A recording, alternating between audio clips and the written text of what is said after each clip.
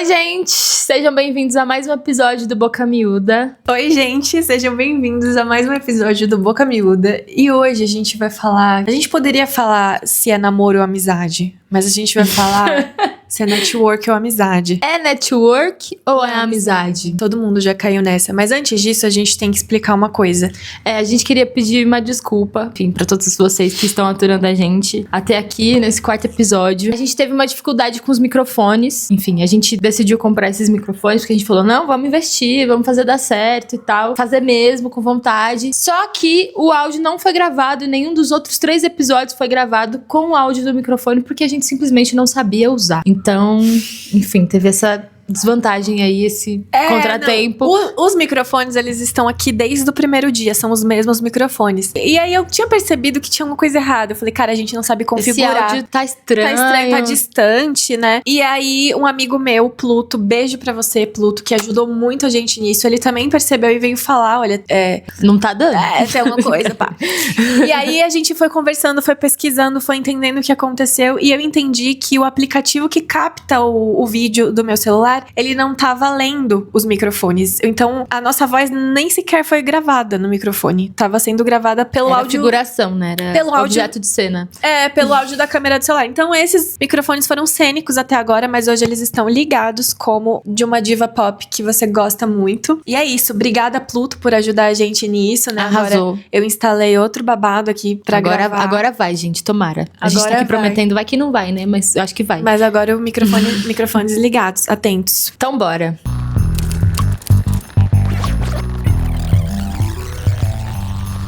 Hoje a gente vai falar sobre network e amizade. A gente tem reparado várias coisas nesse assunto. A gente sempre conversa sobre isso. E o que é network? O que é network? É um termo em inglês e a gente usa pra se referir a uma rede de contatos. Enfim, uma galera ali que vai provavelmente ser uma parceira de trabalho, um parceiro de trabalho, de negócios, nesse sentido, né? Uma relação que a gente cria com essa finalidade. Com a finalidade de uma parceria, qualquer que seja ela, né? Enfim, a gente sabe que pra qualquer carreira, fazer network é fundamental. Uma coisa que Qualquer carreira, será? Eu acho que sim.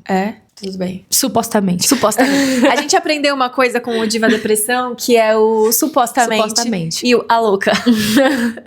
Porque aí a gente pode falar que a gente quiser sem ser processada ou sem generalizar. Então, supostamente, A louca. a louca. Enfim, eu acho que sim. Eu tenho, né? Todo mundo, eu acho que a gente chegou numa conclusão universal de que ninguém chega a lugar nenhum sozinho e ninguém faz nada sozinho. Eu acho que tem isso, assim, né? Em todos os âmbitos, mas eu acho que no âmbito profissional isso também acontece. Uma ajuda é sempre bem-vinda, assim. Igual o próprio Pluto, que ajudou a gente com o áudio do podcast. Foi uma ajuda que veio, assim, de surpresa, mas foi uma parceria de trabalho, assim. E eu acho que é isso, cara. Eu acho que o network é isso. E eu acho que não só a gente, enfim, que é uma carreira mais... que depende muito disso, mas eu acho que em níveis diferentes isso é sempre importante, sim. Uhum. Eu comecei a ter contato com essa parada de networking quando eu vim morar em São Paulo, né? As pessoas têm o costume de falar, eu vi alguém no Twitter falando esses dias que... Eu sou muito twitteira, gente, eu vou citar sempre o Twitter. Eu vi alguém falando que parece que em São Paulo todas as relações são baseadas em networking. Uhum. E a primeira coisa que você pergunta pra uma pessoa que você tá conhecendo é o que você faz, o que você trabalha, né? Eu acho que... Você ocupa seu tempo de que forma? E isso só é lido como trabalho, né?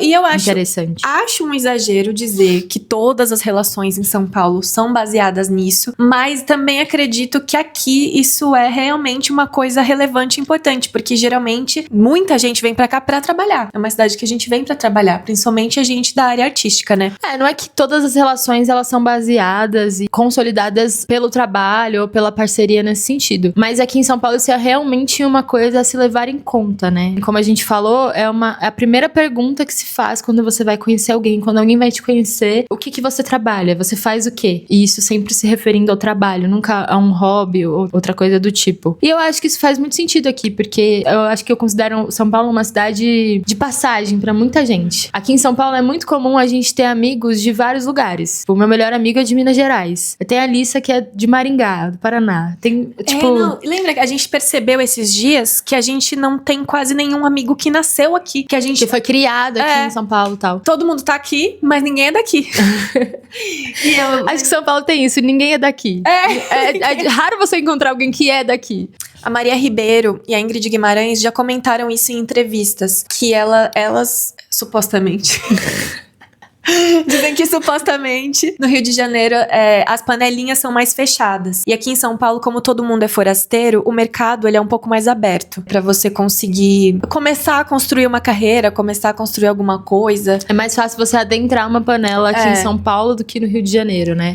Segundo elas, supostamente. Eu acho que tem isso. A gente tava vendo um podcast essa semana daquela menina que é gringa. Como é o nome dela? A Bri. Que ela tava participando de um programa ali e a galera tava falando. Ela tava falando de como ela foi bem recebida no Brasil e como isso pra ela pesou muito a decisão dela de continuar aqui, que aqui ela consegue fazer mais fácil uma comunidade, que ela se sente pertencente, que, enfim, as relações são mais profundas e tal. E aí, os outros caras que estavam conversando com ela, tava falando que aqui em São Paulo, especificamente, as pessoas confiam muito umas nas outras. As pessoas estão muito sempre abertas nesse sentido, né? Mas que mesmo assim, as pessoas, elas confiam desconfiando, que por mais que a gente esteja sempre aberto pras pessoas e pras relações, a gente tá sempre também com o pé atrás, né? A gente sempre fala isso, São Paulo é uma cidade muito violenta. A gente também tá sempre atento, né? Por mais que a gente esteja aberto e acostumado a fazer novas amizades, conhecer pessoas e deixar as pessoas entrarem, a gente também tá sempre tomando cuidado, né?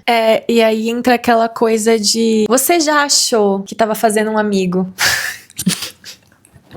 Essa é a pergunta pontual. Você achou já que tava fazendo um amigo e na verdade havia um interesse de trabalho? Era networking. Não era amizade. Não era amor. E também acho que já aconteceu o contrário com a gente. A gente já fez grandes amigos, conhecemos através do trabalho. Acho que você acha que vai ser aquilo ali, uma parceria pontual, mas que isso se estende pra outros lugares. De repente você tá no aniversário da pessoa, no aniversário da avó da pessoa, né? De repente você tá amiga daquela pessoa, convivendo muito intimamente. E às vezes, intimamente, a gente acaba fazendo network. A gente até comentou no aniversário da Cata que a gente comprou o livro de uma menina que a gente conheceu lá. Tipo assim, entendeu?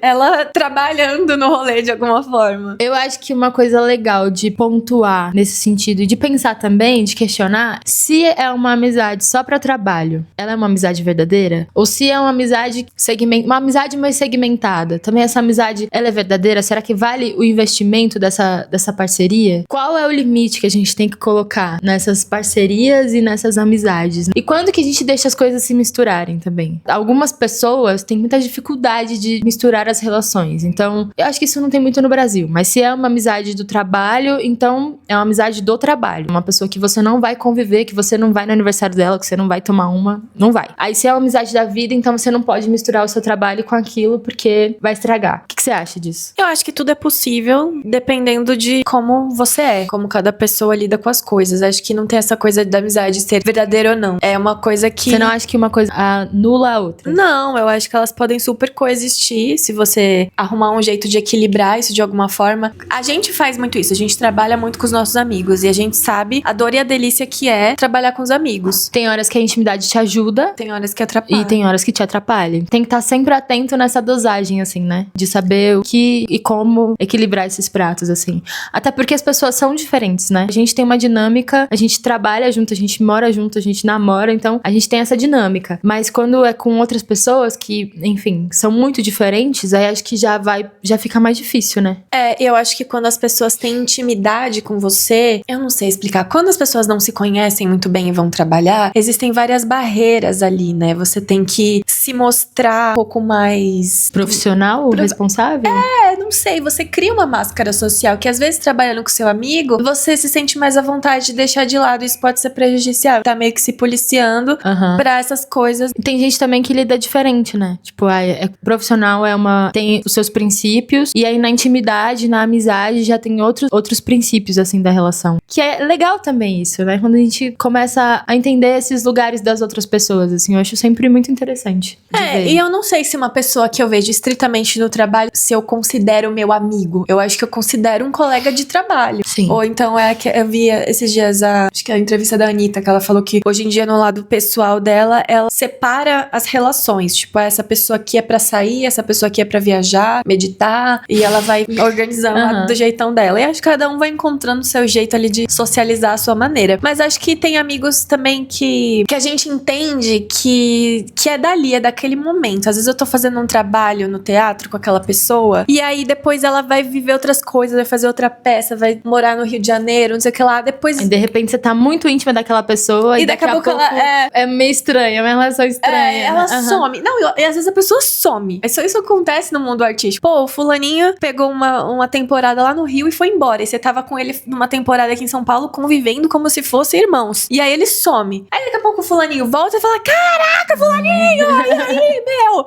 Tipo... Falei, meu, vem. Eu acho que também é gostoso. Pra mim, virou uma coisa também normal. No começo, eu acho que eu sofria mais. Eu queria ser muito amiga de todo mundo. Ah, eu lembro. Eu queria que todo mundo fosse muito meu amigo, fizesse parte da minha vida, viesse na minha casa, no meu aniversário. E às vezes a pessoa até vai ser por um momento, mas aquilo ali, você tem que entender quem são essas pessoas... Passageiras, eu vou colocar passageiras, mas eu não gosto muito desse termo. Acho que tem fases da vida também que a gente tá mais próxima de algumas pessoas, volta e meia, enfim, afasta e depois volta de novo. Eu, pelo menos, tenho umas amizades assim, que são de fases, assim. E eu acho que é bem normal, na verdade. E não é um afastamento ruim. Um afastamento porque brigou. Um afastamento... É da vida adulta, né? É da vida adulta. Igual eu falo, pô, eu era muito amiga da fulana. Hoje em dia a fulana mora na outra cidade, tem marido, filho, cachorro. Eu não vou ver com a mesma frequência, tá tudo bem, mas aí quando a gente se vê, a gente se gosta do mesmo jeitinho, tudo certo. Eu tava falando pra você hoje do vídeo que eu vi da Jut Jut, e também lembrei de um vídeo, nem sei se foi um vídeo ou alguma live, não sei, da Maria Homem também, que eu vi, sei lá, há 30 anos atrás. Mas que eu relacionei uma coisa com a outra, que a Jut Jut, ela fala a mesma coisa desse negócio da Anitta, tipo, eu vou ter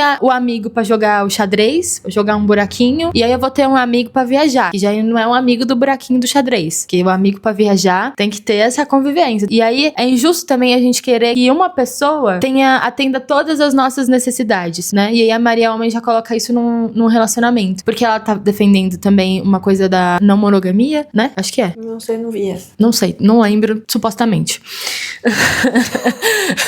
Não sei parar com isso, sério. Eu não lembro agora com exatidão, assim. Mas ela tava defendendo a não monogamia e ela tava falando que é injusto também a gente colocar num parceiro que essa pessoa tem que ser o pai ou a mãe do meu filho, da minha filha, tem que ser uma pessoa boa pra eu conviver todos os dias, tem que ser uma pessoa boa pra passar pelas minhas fases ruins e difíceis, pelas alegrias, uma pessoa pra ir na balada, pra ir no cinema, pra tomar um chá da tarde. Então, tipo, colocar todas essas faltas, né, essas necessidades que a gente tem das relações numa pessoa só. Acho que isso serve pros amigos também, né? Voltando ao assunto que a gente tá conversando, entender aonde que está essa amizade na sua vida, né? Essa pessoa, ela é sua amiga pro trabalho e na intimidade, ou essa pessoa é só uma amiga da vida mesmo e não tem nada a ver com trabalho e essa amizade não vai envolver trabalho em nenhum momento. Ou se é as duas coisas, porque eu acho que eu gosto muito da coisa das duas coisas. Por quê?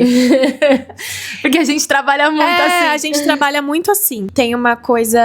Pô, todos os trabalhos que eu consegui aqui em São Paulo, todos não, a maioria deles eu consegui porque um amigo me indicou. Não, e geralmente... faz muita diferença. Faz muita diferença, cara. Entra também de uma vez que a gente tava conversando com a Mariana Valentina, também nossa amiga, sobre... Eu ouço muita gente falar, eu odeio fazer network, eu odeio. E aí eu acho que existem várias formas de fazer isso. E acho que a gente encontrou uma forma de fazer isso sem ser sofrido. Porque assim, tem coisas... Que também é muito particular, né? Não é todo mundo que vai se adaptar à nossa forma. Sim. E tem uma coisa também que é assim, tem coisas no nosso trabalho que a gente não gosta, mas a gente vai ter que fazer. Tipo assim, em todos os trabalhos tem isso. Por que o nosso tem que ser sempre alegria e felicidade? Não. Vai ter coisa que a gente tem que fazer porque tem que fazer. Mas eu também acho que dá pra encontrar formas de fazer isso. Por quê? A gente também sempre teve esse discurso de falar, eu odeio networking, eu acho uma coisa, sei lá... É cansativo, né? Porque qual que é a ideia que a gente tem? Eu tenho que ir numa festa, um evento, onde tem um monte de gente da minha área. Assistir uma palestra. Ficar indo atrás dessas pessoas, ficar mandando e-mail, ficar sei lá o quê. A gente não fez isso, né? A gente simplesmente não quis fazer nada disso. O que acontece no nosso caso? Como que essas relações aconteceram a ponto da gente criar uma rede de artistas à nossa volta? A gente vai lá, faz um curso. Nesse curso, você chega pro amiguinho e fala assim, você me empresta sua borracha? aí o amiguinho, artista, fala, obrigada, nossa, tá calor aqui hoje, né? Não sei o quê. Tá. É assim que você faz network? Não, tipo assim, você vai criando uma amizade. Você vai criando uma amizade. Aí no curso, aí no intervalo do curso, você já vai lanchar com a galera. E todo curso também de teatro, quando você chega, faz-se uma roda. Todo mundo se apresenta. Todo mundo se apresenta. Ó, vou dar um exemplo de network que eu fiz. Eu fui fazer aula de dança contemporânea com Vinícius Francês. Quando chegou, no segundo semestre, chegou uma galera nova, a gente fez uma roda, as pessoas começaram a se apresentar. Aí eu falei, que isso aqui, que eu tenho uma companhia de teatro, não sei o quê. Aí Luísa, uma menina que tava lá na roda, falou assim, eu sou figurinista. E eu falei, caraca, eu tô precisando de uma figurinista. Não, isso no dia de apresentação, assim. Depois eu cheguei nela e falei, oi, tudo bem? Pô, você trabalha com isso e tal, eu tô precisando de uma figurinista. E tá a Luísa com a gente agora. E a gente foi assistir ela, entendeu? Aí ela já entrou no nosso ciclo de networking, né? E foi natural. Foi uma aula de contemporâneo que eu fui fazer. Eu não estava esperando encontrar uma figurinista na minha aula de contemporâneo. Eu acho que no meio artístico isso funciona muito, assim, essa coisa de curso. A gente, enfim, faz muito workshop, oficina, que são cursos mais rápidos, assim. Geralmente a gente encontra a mesma galera, assim. A gente encontra uma galera que é a galera dos cursos. Então... Beijo, Marilis. Diva. E isso é muito legal, porque você vai criando ali uma intimidade, uma amizade com aquela pessoa de uma maneira muito natural. E é uma amizade de trabalho. A gente não tem uma relação profunda com aquelas pessoas, mas a gente sabe que essas pessoas fazem, com o que elas trabalham, a forma como elas trabalham. Uma coisa que eu já trabalhei de CLT, assim, né? Meio mais corporativo mesmo. E eu acho que tem muita diferença também. Eu lembro que a gente tinha que fazer muitos treinamentos. Tinha que assistir palestras, ir a treinamentos e tal. E nesses lugares, assim, mais corporativos, as pessoas vão pra fazer network. Elas vão pra fazer parcerias. E é uma coisa muito objetiva, assim. A pessoa quer saber com que você trabalha, como que é a sua empresa, qual que é a sua função, o seu cargo. É muito objetivo. Tipo, eu também faço isso, então você pode me ajudar no meu trabalho e eu posso te ajudar no seu trabalho. Então vamos fazer uma parceria. Eu lembro de fazer algumas parcerias, assim, e muito objetivas. Sei lá, pessoas de outros estados, do Rio de Janeiro, Goiás. E é muito diferente, porque eu sinto que artisticamente a gente tem que entrar num lugar mais sensível, assim mesmo, num lugar mais íntimo, mesmo que seja superficial ainda, né? Eu acho que no meio corporativo, pelo menos pra mim, era muito objetivo. O interesse era só, como é que fala? Comercial. E é uma coisa vai puxando a outra, tipo assim, a gente tem nossas amigas. A gente conhece muita gente no aniversário das amigas, que são amigas das amigas. Também são artistas, né? Que também são artistas. Esse povo se fareja, vai se encontrando, vai virando uma grande comunidade. No âmbito artístico, pelo menos, a gente não ficou indo atrás de pessoas. As pessoas foram aparecendo. Mas talvez isso, seja a forma como o mercado acontece mesmo, né? Acho que em outros mercados, realmente, essa busca pelo network, pela parceria, ela tem que ser mais ativa e mais cansativa nesse sentido mesmo, né? Tem que ser mais objetiva. E acho que, ainda nesse assunto, eu tenho uma indicação muito boa pra fazer, que eu acho que tem muito a ver, que é a série Hacks que a gente assistiu. Meu Deus. Viciante, é uma série muito boa e ela fala exatamente sobre isso. É a Eva, que é uma menina que ela é escritora, que ela é roteirista, e a Débora. A Débora, ela é uma comediante stand-up e aí a série é sobre essa amizade e sobre o trabalho delas. É claro que, enfim, são 5 temporadas, então isso acontece de uma maneira muito profunda, muito, muito profunda, mas muito interessante, porque elas estão o tempo todo misturando a amizade e o trabalho. Tem vários problemas que surgem diante disso, várias questões, mas eu acho, vendo por esse viés, muito interessante. A série é muito boa, é engraçadíssima. A gente adorou, ficamos viciadas. Estamos de luto que a série acabou. Eu lembrei dessa série e eu acho que tem muito a ver. Só assistam. Essa série também mostra, já dando um spoiler aqui, que mesmo diante das adversidades de você conseguir conciliar o trabalho e a amizade e a intimidade no meio da sua carreira, mesmo sendo muito difícil, uma coisa não anula a outra. E muitas vezes engrandece o seu trabalho. A gente vê muito isso no nosso trabalho. É claro que, de novo, muito específico. Mas eu acho que é interessante olhar por esse lado. E aí, também, como a gente disse, não é 1000 maravilhas. A gente já teve problemas especificamente por estarmos trabalhando com amigos, que a gente não teria se as pessoas não fossem nossos amigos. Mas... E diferentes problemas, assim, né? Diferentes coisas. A gente aprendeu com isso, mas eu acho que o trabalho, quando você convive com as pessoas, mesmo numa área mais CLT, assim, você sempre vai ter uma faísquinha, um conflito, uma fofoca, alguma coisa. Vai ser uma coisa que você vai ter que olhar e cuidar e olhar, enfim, se desgastar com isso de alguma forma. E o nosso trabalho não é diferente. Não, e é gostoso conviver com os nossos amigos. Pô, você tá ali com o seu amigo no dia a dia, é muito da hora. Quando vem o bônus é muito bom, né? Tipo, a parte boa, acho que compensa bastante, é muito bom. Por Rex, a gente vê muito isso, né? É, exatamente. A intimidade delas engrandece muito o trabalho delas. Muito, muito, muito. A Débora, que é uma mulher que trabalha com stand-up, ela passa por várias advergências, assim. Advergências? Adversidades. Adversidades. Adversidades na vida dela, assim. E é muito interessante esse vínculo que ela criou com a Ava, transforma a carreira dela, assim, positivamente, sabe? Sim, teve várias adversidades que elas enfrentaram também pela amizade delas. É muito legal, muito interessante. Ai, amo. É muito apaixonante essa série. E é isso, voltando a uma coisa interessante que você falou também, essa coisa da indicação. A gente gosta de trabalhar, claro, com quem a gente confia. Sendo nossos amigos ou não, que tem amigos também que a gente sabe muito bem que não dá pra trabalhar junto. E a gente, enquanto produtoras também, né? Quando a gente quer chamar alguém pra trabalhar, tipo, a gente precisa de alguma função que a gente não tem ali em vista. A gente primeiro vai perguntar pro amigo que a gente confia. Você tinha comentado da sua aula, né? Então, é porque eu já fui lembrando também, eu tive um professor maravilhoso, o Igor Pushnov, lá na IC. Maravilhoso mesmo. Gente, eu sempre falo dele. Foi uma coisa breve, porém marcante na minha vida. Porque eu acho que foi uma das primeiras vezes que eu tive algumas aulas sobre como o mercado funciona. Porque quando a gente tá fazendo aula, né, a gente tá nesse meio de artes cênicas, a gente vai fazer aula de interpretação, a gente vai fazer aula de corpo, a gente vai fazer aula de voz. E ninguém te explica muito bem sobre o mercado, né? E aí você tem que ficar procurando... As hierarquias, né?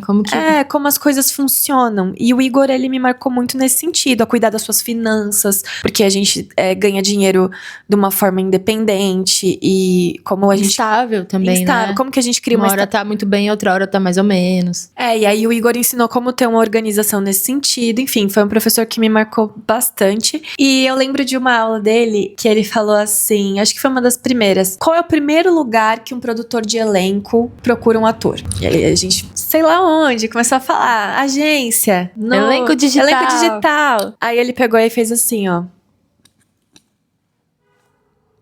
na memória. Então, o primeiro lugar que o produtor de elenco vai olhar é alguém que ele lembra. E a gente, quando começou a produzir, a gente faz a mesma coisa. A gente entendeu por quê. A gente faz a mesma coisa. Pô, eu preciso de... Foi igual com o John, que faz o Fascinação, né? Eu trabalhei com o John uma madrugada inteira, num job lá, uma noturna, e eu fiquei observando ele trabalhar a noite inteira, porque eu tinha poucas cenas, ele tinha muitas. E eu fiquei observando ele trabalhar, e ele ficou na minha cabeça. Daí, quando a gente tava procurando atores pro Fascinação, tem que ser uma pessoa assim, assim, assim. Ela falava as características, e só vinha ele. Vinha ele na minha cabeça. Eu falei, cara, eu acho que eu tenho uma pessoa que não saía da minha cabeça. E eu acho que isso deve acontecer também nesse lugar. E aí, outra coisa legal que o Igor explicou pra gente, que me botou, é triste, mas que me botou o pezinho no chão, foi como funciona a hierarquia da TV e do streaming pra escolher os atores. Que, primeiramente... Nossa, isso deu muita polêmica, né, recentemente. Várias polêmicas. Eu até achei meu caderno aqui da época das aulas do Igor pra trazer pra vocês exatamente como eu anotei. Então, por exemplo, eu coloquei aqui que tem o streaming e a TV, né? Vamos supor Netflix e a Globo. Como é que eles escalam? Eles estão com uma novela, uma série. Como é que eles escalam esses atores? Aí eu anotei aqui que primeiro tem os talentos estratégicos. Eles vão pensar num talento que é forte comercialmente e um talento que é forte artisticamente. Então, sei lá, eu vou chamar o Chai Suede porque ele é forte comercialmente, as marcas gostam dele, vão querer anunciar aqui. Um exemplo, né? Um exemplo. E eu vou chamar o Tony Ramos, que já é um ator consagrado, um apelo popular, as pessoas gostam dele, conhecem ele. Vai entregar a atuação. Vai entregar. Então, não, o Shai também é muito bom, mas... Sim, só tô querendo dizer que tem o peso... São exemplos, né, gente? O peso do comercial. Disse o Shai por ele ser o galã, bonitão, e sei lá, tal marca vai querer anunciar o seu gel de cabelo com aqueles belos cabelos. E aí depois disso, tem a indicação do autor e do diretor. Porque às vezes o autor falou assim, nossa, eu escrevi essa personagem Pensando em fulano. pensando na Suzana Vieira. É pra ela. O diretor vai falar, putz, eu prometi um papel nessa novela pra Giovanna Antonelli, sabe? E isso, pelo que eu anotei aqui, essas indicações pesam mais na TV. Geralmente tem um peso maior na TV do que no streaming. Então, nessa... De autor e diretor. Da escolha do autor e do diretor. Na TV isso pesa um pouquinho mais, supostamente. Então aqui, cara, você pensa, já tenho a escolha estratégica comercial, a escolha estratégica artística, a indicação do diretor, a indicação do autor. Então já foi o protagonista, já foi o antagonista, já foi o coadjuvante, amor. E tem os contratos também, né? Na Globo, por exemplo, a galera que já é da casa. Isso. Depois dessa, tem lá, talentos estratégicos, indicação do autor e do diretor, e depois a gente tem os testes. E esses testes vão pra sua agência? Não, amor. Os testes vão primeiro pra quem já é da casa. No caso da TV, no caso da Globo, quem já tem contrato, quem já é da Globo, quem já é global. Primeiro eles vão testar essa galera. E quem é do streaming, da Netflix, eles vão priorizar atores que já estão no mercado. Já estão abalando. Que já estão abalando geral. Então aí essa galera vai fazer teste. Depois, aí como eu falei, aí já foi o mocinho, o vilão, o primo. Que desgraça, velho. Sobrou o quê pra você? Sobrou uma participação especial, de repente. Não, tem agência. Não, aí a gente vai pra agência, finalmente, né? Depois de toda essa galera ser escalada. Ah, tá, entendi. Aí a gente vai pra agência. Aí você pensa assim, nossa, chegou a minha vez. Não, não chegou a sua vez. Por quê? Porque muita agência também tem uma hierarquia dentro da agência. Todas, aí tem os exclusivos da dona da agência, do dono da agência. Os favoritos. O filho do fulano. Filho de alguém, sei lá. Quando chega a tua vez, gato, só sobrou a figuração. Que merda. Dorme com essa. Mas isso não é pra desanimar. Isso é pra gente entender como que funcionam as coisas. Como que realmente funcionam as coisas.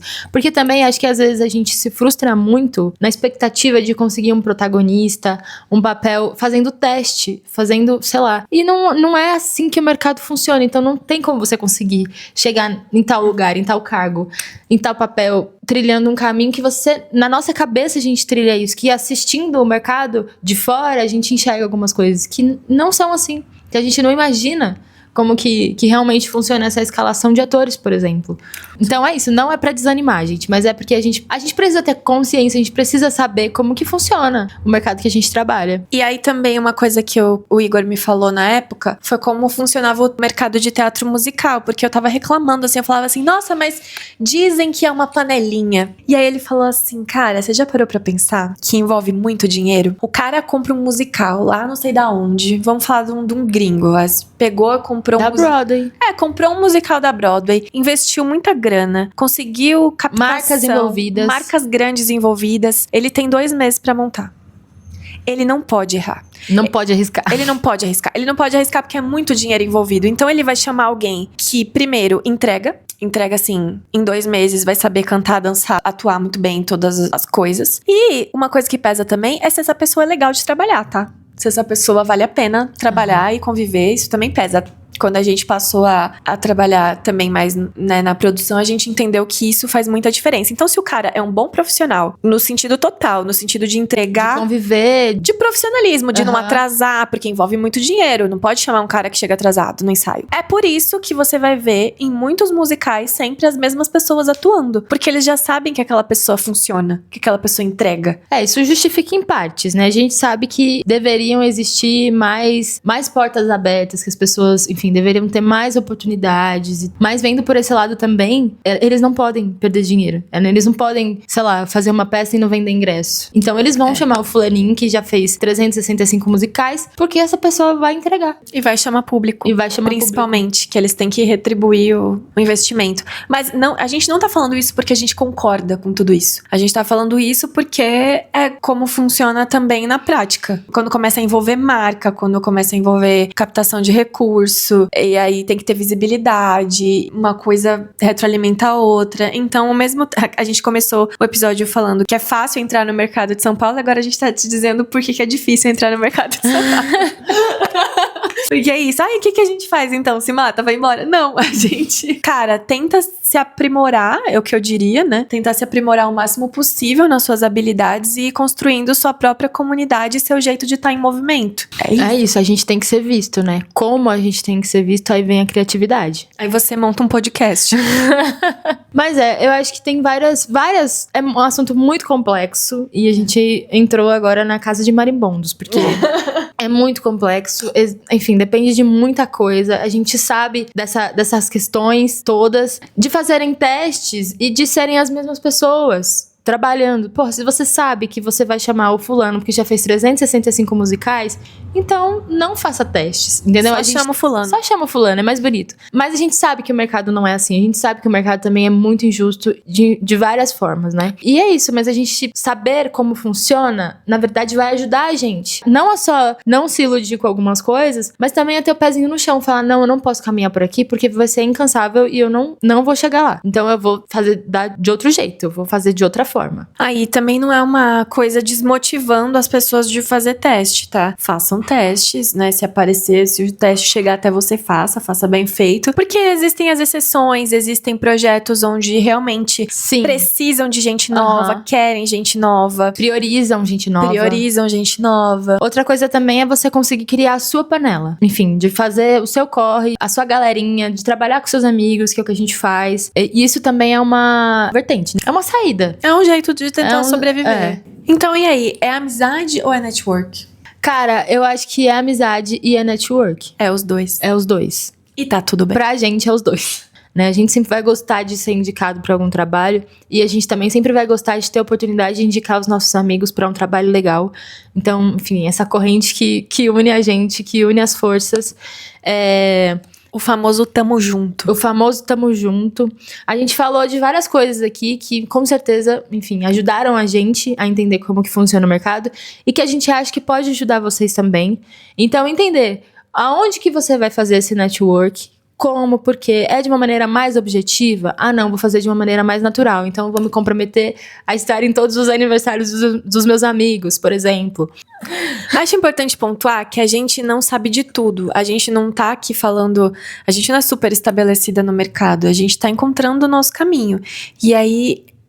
A proposta disso aqui é a gente conversar. É questionar. Vocês também apresentarem pra gente como que vocês que são artistas ou que trabalham em outra área também, como funciona essa coisa pra vocês? Como que essas relações se constroem? Entender e ouvir também outros pontos de vista, outras possibilidades, porque a gente tá trilhando o nosso caminho, vocês sabem, né? Enfim. Aqui ao vivo pra vocês.